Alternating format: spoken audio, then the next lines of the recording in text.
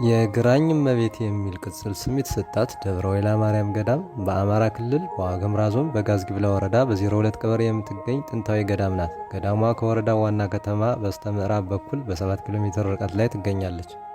የግራኝ እመቤት በመባል የምትታወቀው ጥንታዊቷ ደብረ ወይላ ማርያም ገዳም በውስጧ ከሚገኙ ቅርሶች መካከል በግራኝ አህመድ የተሰጡ ነጋሪት፣ ወታደሮች የሚለብሱት የወርቅ ለምድ፣ ከበሮ፣ የፈረሱ መጠጫ ሳህን የሚገኙበት ሲሆን እንዲሁም የእቴጌ መነን አልባሳት፣ የእቴጌ ጣይቱ የብር ካባና ጥላ፣ እድሜ ጠገብ የድሮ ማህተምና የድንግል ማርያም ስዕል ይገኙበታል።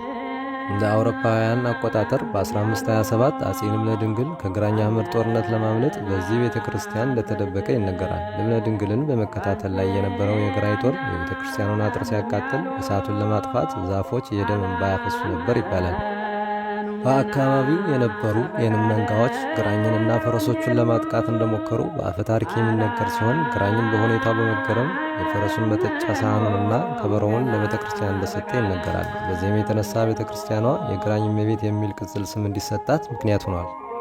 በቤተ ክርስቲያኗ ዓመታዊ ክብረ በዓል ሚያዝያ 21 በየዓመቱ ነጫጭ ወፎች ከኢየሩሳሌም ወደ ቤተ ክርስቲያኗ ይመጣሉ ተብሎ የሚታመን ሲሆን በአካባቢው ማህበረሰብና ካህናት በበዓሉ ወቅት ወፎቹ የማይታዩ ከሆነ በአካባቢው ድርቅና ረሃብ ይከሰታል ብለው ያምናሉ።